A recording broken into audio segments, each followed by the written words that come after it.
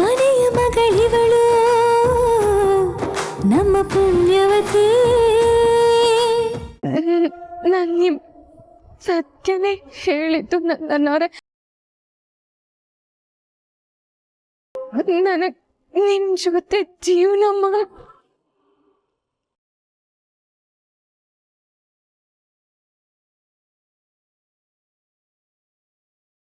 ನಡು ಮನ್ಸಿಗೆ ಇಷ್ಟ ಇಲ್ದಿರೋ ಮಾತನ್ನ ಕಷ್ಟಪಟ್ಟು ಹೇಳ್ಬಾರ್ದು.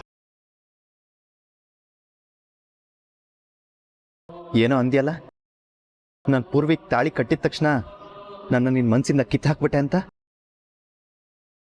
ನಾನು ನಿನ್ನ ಮನ್ಸಲ್ಲಿ ಇಲ್ಲ ಅನ್ನೋದೇ ನಿಜ ಆಗಿದ್ದಿದ್ರೆ ಮದ್ವೆ ಸತ್ಯ ನಂಗೆ ಗೊತ್ತಾಗ್ಬಿಟ್ರೆ ನಂಗೆ ಏನಾಗ್ಬಿಡುತ್ತೋ ಅಂತ ನೀನು ಹೆದರುತ್ತಿರ್ಲಿಲ್ಲ. ನೇರವಾಗಿ ಬಂದು ಹೇಳಿರ್ತಿದ್ದೆ.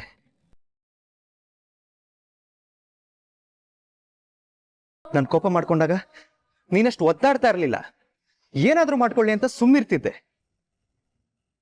ನನ್ನ ಕಾಲಿಗೆ ಏಟಾದಾಗ ನನ್ಕಿಂತ ಹೆಚ್ಚು ನೋವು ಪಟ್ಟಿಯಲ್ಲ, ಯಾಕೆ?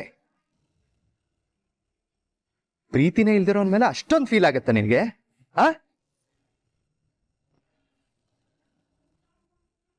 ಆಗ ಪದ್ಮಿನಿ ಜಾತಕ ನಂದನ್ ಜಾತಕ ಜೊತೆ ಹೊಂದಾಣಿಕೆ ಆಗಿತ್ತು.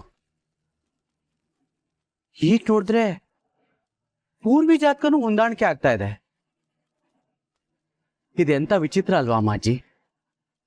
ನರೇಂದ್ರ, ನಂದನ್ ಜಾತಕ ಜೊತೆ 100 ಜನ ಹುಡುಗಿಯರ ಜಾತಕ ಕಾಕತಾಳೀಯವಾಗಿ ಹೊಂದಾಣಿಕೆ ಆಗ್ಬೋದು.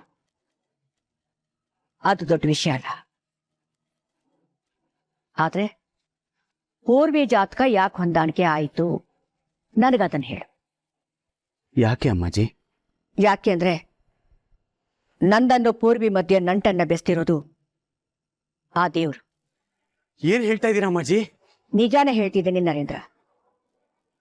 ಇಲ್ಲ ಅಂದ್ರೆ ನಂದನ್ ಜೊತೆ ಪೂರ್ವಿ ಮದ್ವೆ ಯಾಕೆ ನಡೀತು ಹೇಳು? ನೀನು ಆಗ್ಲೇ ಏನಂದ ಹೇಳು? ಸುಮ್ನೆ ಹೀಗೆಲ್ಲ ಏನು ನಡೆಯಲ್ಲ ಅಮ್ಮಾಜಿ ಎಂದೆ. ಅಂದಮೇಲೆ ಇದೆಲ್ಲ ಆ ದೇವರೇ ನಿರ್ಧಾರ ಮಾಡಿರೋದು ಅಂತ ಆಯ್ತಲ್ವಾ? ಅಂದ್ರೆ ಈಗ ಏನ್ ನಡೆದಿದ್ಯೋ ಸರಿ ಅಂತಿದ್ದೀರಾ? ಆದ್ರೆ ನಮ್ ನಂದನ್ ಪದ್ಮಿನಿ ಪ್ರೀತಿಸ್ತಾ ಇದಾರಲ್ಲ ಅಮ್ಮಾಜಿ. ನೋಡು, ಮನುಷ್ಯರು ಏನೇ ಲೆಕ್ಕಾಚಾರ ಹಾಕ್ಕೊಂಡ್ರು ಕೊನೆಗೆ ನಡೆಯೋದು ದೇವರು ಮಾಡಿದ ಲೆಕ್ಕಾಚಾರದ ಹಾಗೆ.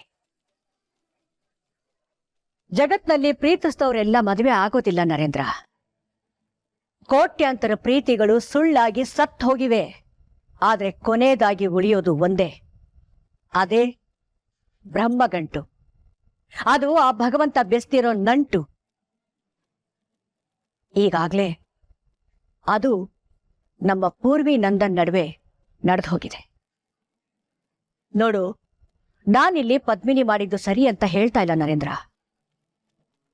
ತನ್ನ ಗೋಂಗೊಟ್ನ ತಂಗಿಗೆ ಬಿಚ್ಕೊಟ್ಟು ತಾನೆಲ್ಲೋ ಹೊರಗಡೆ ಹೋಗಿದ್ದು ತುಂಬಾ ದೊಡ್ಡ ತಪ್ಪೆ. ಹಾಗಂತ ಪೂರ್ವಿ ತಪ್ಪಲ್ಲ ಅಂತ ನಾನು ಹೇಳ್ತಾ ಇಲ್ಲ.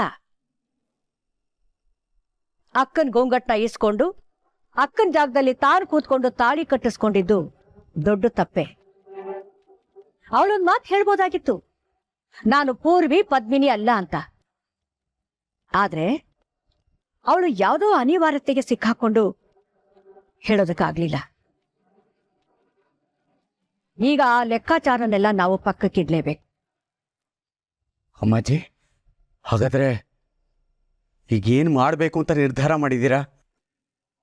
ಅವತ್ತು ಮದುವೆಯಲ್ಲಿ ಅಗ್ನಿ ಸಾಕ್ಷಿಯಾಗಿ ಸಾಂಪ್ರದಾಯಿಕವಾಗಿ ಏನ್ ನಡೀತೋ ಅದೆಲ್ಲ ಲೆಕ್ಕಾಚಾರ ಹಾಕಿ ಹೇಳೋದಾದ್ರೆ ಪೂರ್ವಿನೇ ನಂದನಿಗೆ ನಿಜವಾದ ಹೆಂಡತಿ.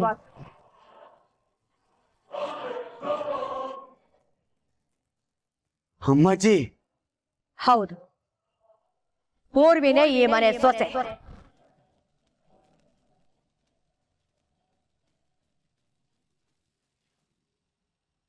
ನಂಗೆ ಗೊತ್ತು ಪದ್ಮಿನಿ, ನಿನ್ ಮನ್ಸು ತುಂಬಾ ನಾನೇ ಇದ್ದೀನಿ.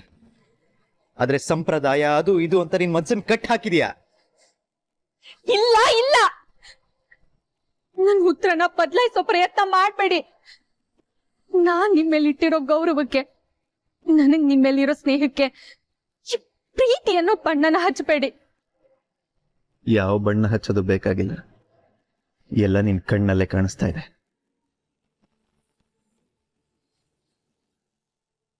ನೀನ್ ಸುಳ್ಳು ಹೇಳಿದ್ರೆ ನಂಗೆ ಗೊತ್ತಾಗಲ್ಲ ಅನ್ಕೊಂಡ್ಯಾ? ನೋಡ್ ಪದ್ಮಿನಿ, ನಾನು ಇದುವರೆಗೂ ಯಾವ ಹುಡುಗಿಯಿಂದನೂ ಹೋದೋನಲ್ಲ, ಯಾರ ಪ್ರೀತಿಗಾಗೂ ಹಂಬಲ್ಸ್ದೋನಲ್ಲ. ಆದ್ರೆ ನೀನ್ ನನ್ನ ಜೀವನದಲ್ಲಿರ್ಬೇಕು ಅಂತ ಬಯಸ್ತಿದ್ದೀನಿ. ಅದ್ ಹೇಗ್ ನನ್ನ ಪ್ರೀತಿ ದಾಟ್ ಹೋಗ್ತೇನೆ ನೀನು? ಒಂದ್ ತಿಳ್ಕೊ, ನನ್ನ ಪ್ರೀತಿನ ಈ 2 ಎಳೆ ಚಿನ್ನದ ತಾಳಿ ಸುಳ್ಳು ಮಾಡೋದಿಲ್ಲ. ಅದಕ್ಕೆ ನನ್ನ ಬೆಲೆನೂ ಕೊಡೋದಿಲ್ಲ. ನೀವು ಬೆಲೆ ಕೊಡ್ದಿದ್ರು ಈ ಮನೆಯವರು, ಈ ಸಮಾಜ ಬೆಲೆ ಕೊಡೋದು ತಾಳಿಗೆ. ಸಮಾಜನ ಬಿಡಿ, ಮನೆಯವ್ರನ್ನ ಮನ್ಸ್ ನೋಯಿಸಿ ನೀವು ನಾನೇ ಬೇಕು ಅಂತ ಹಠ ಹಿಡಿತೀರಾ. ನನ್ನ ನಿರ್ಧಾರ ನಿನ್ ಮನ್ಸಿನ ತರ ಬದಲಾಗಲ್ಲ. ನನ್ ನಿಂತರ ಸುಳ್ಳು ಹೇಳಕ್ಕೂ ಬರಲ್ಲ. ಕೊನೆಯದಾಗ ನನ್ನ ನಿರ್ಧಾರ ಹೇಳ್ತೀನಿ, ಕೇಳಿಸ್ಕೊ. ನಂದನ್ಗೆ ಪದ್ಮಿನಿ ಬೇಕು, ಪದ್ಮಿನಿಗೂ ನಂದನ್ ಬೇಕು. ಅವರಿಬ್ರು ಒಟ್ಟಿಗೆ ಬದುಕ್ತಾರೆ. ಇದನ್ನ ಯಾರು ತಡೆಯಕ್ಕಾಗಲ್ಲ.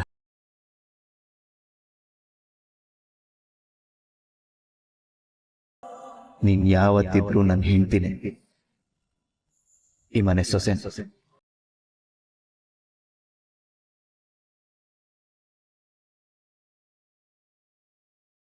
ಏನೋ ಪೂರ್ವಿ ನಮ್ಮನೆ ಸೊಸೆನಾ? ಅಲ್ಲ, ಇದು ಹ್ಯಾಕ್ ಸಾಧ್ಯ ಅಮ್ಮಾಜಿ? ಯಾಕೆ ಸಾಧ್ಯ ಇಲ್ಲ? ಪೂರ್ವಿ ನಂದನ್ ಹೆಂಡತಿ ಅಂದ್ಮೇಲೆ ಅವಳು ಈ ಮನೆ ಸೊಸೆ ತಾನೆ. ಗಂಡು ಹೆಣ್ಣು ನಡುವೆ ಎಷ್ಟೇ ಪ್ರೀತಿ ಇದ್ರೂ ಗಂಡ ಹೆಂಡತಿ ಆಗೋದು ತಾಳಿ ಕಟ್ಟದಾಗ ಮಾತ್ರ. ಎಲ್ರೂ ಆ ತಾಳಿಗೆ ಅಲ್ವಾ ಬೆಲೆ ಕೊಡೋದು? ಆದ್ರೂ ಅಮ್ಮಾಜಿ ಇದನ್ನ ಒಪ್ಕೊಳಕ್ಕಾಗೋದಿಲ್ಲ ಅಂತ ನನಗೆ ಚೆನ್ನಾಗಿ ಗೊತ್ತು ನರೇಂದ್ರ. ನೀನ್ ಒಂದ್ಸಲ ಯೋಚನೆ ಮಾಡಿ ನೋಡು. ತೇನ ವೀಣಾ ತೃಣಮಪಿನ ಚಲತಿ. ಈ ಪ್ರಪಂಚದಲ್ಲಿ ಆ ದೇವ್ರ ಅನುಗ್ರಹ ಇಲ್ಲದೆ ಒಂದು ಹುಲ್ಲು ಕಡ್ಡಿನೂ ಅಲ್ಲಾಡೋದಿಲ್ಲ. ನಮ್ ನಂದನ್ನು ಪೂರ್ವಿಗೆ ಯಾಕೆ ತಾಳಿ ಕಟ್ಟದ? ಪದ್ಮಿನಿ ಅದೇ ಸಮಯಕ್ಕೆ ಸರಿಯಾಗಿ ಏನೋ ಮುಖ್ಯವಾದ ಕೆಲಸ ಇದೆ ಅಂತ ಹೊರಗಡೆ ಹೋಗುವಂತ ಮನಸ್ಸು ಯಾಕೆ ಬಂತು? ಇದೆಲ್ಲ ಸರಿಯಾಗಿ ಯೋಚನೆ ಮಾಡಿ ನೋಡಿದಾಗ ಏನಾಗ್ಬೇಕಾಗಿದೆಯೋ ಅದೆಲ್ಲವೂ ಸರಿಯಾಗಿ ಆಗಿದೆ ಅಂತ ನಿನಗನ್ಸಲ್ವಾ? ಓ ಅಮ್ಮಾಜಿ, ನೀವು ಹೇಳ್ತಾ ಇರೋದೆಲ್ಲ ಸರಿ ಅಂತ ಅನ್ನಿಸ್ತಾ ಇದೆ. ಆದ್ರೆ ಇದನ್ನ ಒಪ್ಕೊಳ್ಳೋಕೆ ನನ್ನ ಕೈಲೇ ಆಗ್ತಾ ಇಲ್ಲ. ಇನ್ ನಮ್ ನಂದನ್ ಹೇಗೆ ಒಪ್ಕೋತಾನೆ? ಇದರಿಂದ ಅವನ್ ಸುಖ, ಶಾಂತಿ, ನೆಮ್ಮದಿ ಎಲ್ಲ ಹಾಳಾಗ್ಬಿಡುತ್ತೇನೋ ಅನ್ನೋ ಆತಂಕ ನನಗೆ. ನನಗೆ ನನ್ನ ಮೊಮ್ಮಗನ ಜೀವನ ಎಷ್ಟು ಮುಖ್ಯನೋ ಹಾಗೆ ಈ ಮನೆ ಮರ್ಯಾದೆ ಗೌರವ ಅಷ್ಟೇ ಮುಖ್ಯ. ಇದರಲ್ಲಿ ನನಗೆ ಈ ಮನೆ ಗೌರವ ಮಾತ್ರ ಅಲ್ಲ, ಜೊತೆಗೆ ಒಂದು ಹೆಣ್ಣಿನ ಜೀವನ ಅಡಗಿದೆ. ಇದೆರಡಕ್ಕೂ ಚ್ಯುತಿ ಬರೆದ ಹಾಗೆ ತೀರ್ಮಾನ ತಗೊಳ್ಳೋದು ತುಂಬಾ ಮುಖ್ಯ ನರೇಂದ್ರ. ಅದಕ್ಕೆ ನಾನು ಈ ನಿರ್ಧಾರ ಮಾಡಿದ್ದೀನಿ. ಪೂರ್ವಿ ಈ ಮನೆ ಸೊಸೆ, ಅವಳನ್ನ ನಾನು ಈ ಮನೆ ತುಂಬಿಸ್ಕೋತೀನಿ. ಅವಳು ನಂದನ್ ಜೊತೆ ಜೀವನ ಮಾಡೋ ಹಾಗೆ ನಾನ್ ಮಾಡ್ತೀನಿ. ಆದ್ರೆ ಪಾಪ ಪದ್ಮಿನಿ ಅಮ್ಮಾಜಿ, ಅವಳು ತುಂಬಾ ಒಳ್ಳೆ ಹುಡುಗಿ. ಮದ್ವೆನಲ್ಲಿ ಅವಳು ತಪ್ಪು ಮಾಡಿದಾಳೆ ನಿಜ. ಆದ್ರೆ ಎಲ್ರ ದೃಷ್ಟಿನಲ್ಲಿ ಪದ್ಮಿನಿ ನಂದನ್ ಹೆಂಡ್ತಿ, ಈ ಮನೆ ಸೊಸೆ. ಎಲ್ಲದಕ್ಕಿಂತ ಹೆಚ್ಚಾಗಿ ನಮ್ ನಂದನು ಅದನ್ನೇ ನಂಬ್ಕೊಂಡಿದ್ದಾನಲ್ವಾ? ಪೂರ್ವಿನೇ ಈ ಮನೆ ಸೊಸೆ ಅಂತ ನಾನು ಹೇಳ್ತಾ ಇದ್ರು ಎಲ್ಲೋ ಒಂದು ಕಡೆ ನನ್ನ ಮನಸ್ಸಲ್ಲಿ ಗೊಂದಲ ಅನ್ನೋ ತಕ್ಕಡಿ ತೂಗಾಡ್ತಾ ಇದೆ ನರೇಂದ್ರ.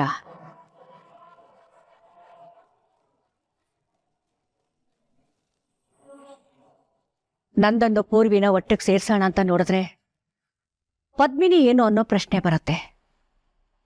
ಅದೇ ಪದ್ಮಿನಿ ನಂದನ್ನ ಸೇರ್ಸೋಣ ಅಂದ್ರೆ ಮನಸ್ಸೊಪ್ತಾ ಇಲ್ಲ.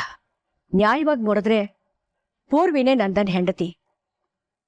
ಪದ್ಮಿನಿ ದೊಡ್ಡ ತಪ್ಪು ಮಾಡಿರ್ಬೋದು, ಹಾಗಂತ ಅವಳಿಗೆ ಅನ್ಯಾಯ ಆಗೋದಕ್ಕೆ ನಾನು ಖಂಡಿತ ಬಿಡೋದಿಲ್ಲ. ಅವಳನ್ನ ಕತ್ ಹಿಡಿದು ಮನೆಯಿಂದ ಆಚೆ ತಳ್ಳೋ ಅಂತ ಮನಸ್ಥಿತಿನೂ ನಂದಲ್ಲ ನರೇಂದ್ರ. ಈಗೇನ್ ಮಾಡ್ಬೇಕು ಅನ್ಕೊಂಡಿದ್ದೀರಾ? ನೋಡೋಣ. ಮೊದಲು ನಮ್ಮ ನಂದನ್ ಪದ್ಮಿನಿ ಸಂಬಂಧ ಎಲ್ಲಿವರೆಗೂ ಬಂದಿದೆ ತಿಳ್ಕೊತೀನಿ. ಆಮೇಲೆ ಪದ್ಮಿನಿ ವಿಷಯ ಏನ್ ಮಾಡೋದು ಅಂತ ಯೋಚನೆ ಮಾಡ್ತೀನಿ.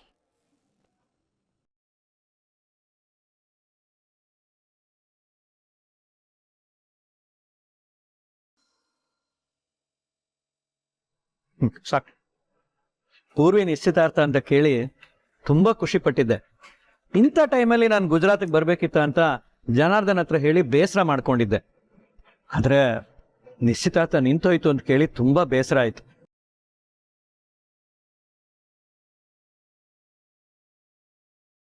ಮನೆ ಪರಿಸ್ಥಿತಿ ಸರಿ ಇಲ್ಲ, ನೀವು ಹೋಗಿ ಇಲ್ಲಿನ ಮೀಟಿಂಗ್ಸ್ ಎಲ್ಲ ನಾನ್ ನೋಡ್ಕೋತೀನಿ ಅಂತ ಜನಾರ್ದನ್ ಫ್ಲೈಟ್ ಟಿಕೆಟ್ ಮಾಡಿ ಕಳಿಸ್ಬಿಟ್ಟ.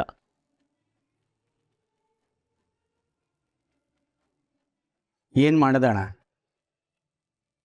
ತಾನೊಂದು ಬಗೆದರೆ ದೈವ ಒಂದು ಬಗೆಯಿತು ಅಂತಾರಲ್ಲ ಹಾಗೆ.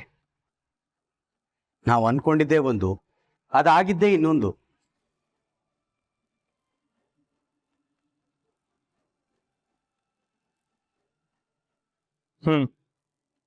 ಆದ್ರೆ ಪೂರ್ವಿ ತುಂಬಾ ಒಳ್ಳೆ ಹುಡುಗಿ. ಅವಳಿಗೆ ಹೀಗಾಗಿದ್ ಕೇಳಿ ತುಂಬಾ ನೋವಾಯ್ತು. ಪಾಪ ಬೀಗರಿಗೂ ಎಷ್ಟು ಬೇಜಾರಾಗಿರುತ್ತೋ ಏನೋ. ಹೋಗ್ಲಿ ಬಿಡು ವೀರೇಂದ್ರ, ಆಗಿದ್ದಾಗೋಯ್ತು, ಏನು ಮಾಡೋದಕ್ಕಾಗಲ್ಲ. ಮಾಲ್ತಿ, ನಂದನ ಪದ್ಮಿನಿ ಊಟಕ್ಕೆ ಬರ್ಲಿಲ್ವಾ? ಅಮ್ಮಾಜಿ, ಪದ್ಮಿನಿ ಇನ್ನೂ ಜಗಳ ಮಾಡ್ತಿದ್ದಾಳೇನೋ. ಪಾಪ ನಂದನ್ ಅವಳನ್ನ ಸಮಾಧಾನ ಮಾಡಕ್ಕಾಗ್ದೆ ಒದ್ದಾಡ್ತಿದ್ದಾನೇನೋ. ಜಗಳನ? ಏನ್ ಜಗಳ? ಅಯ್ಯೋ, ಅಂಥದೆಲ್ಲ ಏನೂ ಇಲ್ಲ ರೀ. ಇರತ್ತಲ್ಲ ಗಂಡ ಹೆಂಡತಿ ಮತ್ತೆ. ಓ, ಬಾ ನಂದನ್, ನಾನೇ ಕರಿಯಕ್ ಬರೋಣ ಅಂತಿದ್ದೆ. ಪದ್ಮಿನಿ ಬರೋದಿಲ್ವಾ ಊಟಕ್ಕೆ? ಅಜ್ಜಿ, ಅದು ಪದ್ಮಿನಿ ಸ್ವಲ್ಪ ಡಿಸ್ಟರ್ಬ್ ಆಗಿದ್ದಾಳೆ. ಪಾಪ ಅವಳಿಗೂ ಬೇಜಾರಾಗಿರುತ್ತೆ. ಸರಿ, ನೀನ್ ಬಾ ಊಟಕ್ಕೆ ಕೂತ್ಕೋಬಾ, ನಾನು ಅವಳನ್ನ ಕರ್ಕೊಂಬರ್ತೀನಿ. ಅಮ್ಮಾಜಿ, ಪದ್ಮಿನಿನ ಕರಿಯೋದಿಕ್ಕೆ ನೀವ್ ಹೋಗ್ತೀರಾ? ಅಲ್ಲ, ಇಷ್ಟಕ್ಕೆಲ್ಲ ನೀವ್ಯಾಕೆ ಹೋಗ್ಬೇಕು ಅಂತ. ಹೌದಮ್ಮಾಜಿ, ನಾನೇ ಹೋಗಿ ಕರ್ಕೊಂಬರ್ತೀನಿ, ನೀವು ಊಟ ಮಾಡಿ. ಪರವಾಗಿಲ್ಲ, ನಾನು ಕರ್ಕೊಂಬರ್ತೀನಿ. ಅಜ್ಜಿ, ನೀನು ಊಟ ಮುಂದುವರ್ಸು, ನಾನೇ ಕರ್ಕೊಂಬರ್ತೀನಿ.